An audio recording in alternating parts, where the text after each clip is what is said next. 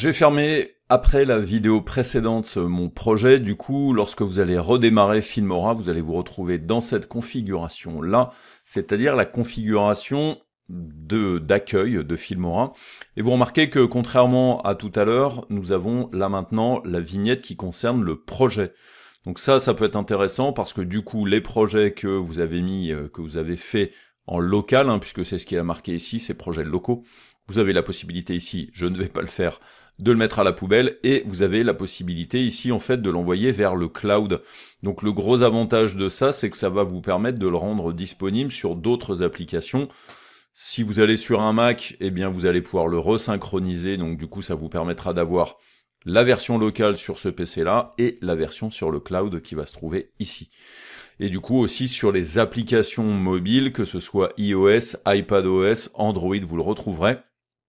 Petite chose que je ne vous ai pas dite, et que vous retrouverez aussi sur le site de Filmora, c'est que vous avez aussi une version en ligne. C'est un lien dans la fenêtre de projet dont je vous ai parlé, mais que je ne vous ai pas montré. Donc souvenez-vous, en fait, vous avez différentes options ici.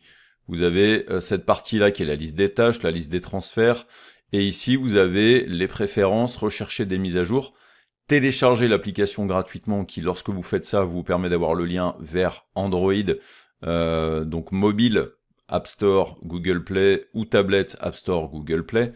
Et puis, il y a l'autre option, si je clique là-dessus, ça me permet d'obtenir l'espace de travail Filmora, et en fait, regardez, on se retrouve à l'intérieur d'une sorte d'interface.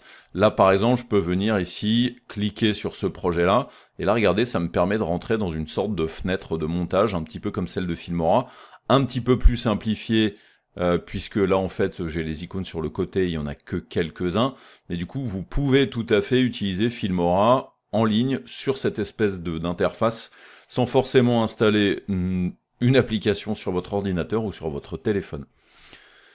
Donc on réouvre ce projet, je viens cliquer là-dessus, double-clic pour l'ouvrir, et on va maintenant continuer notre montage. On va faire quelques petites manipulations pour rendre tout ça peut-être un petit peu plus sexy.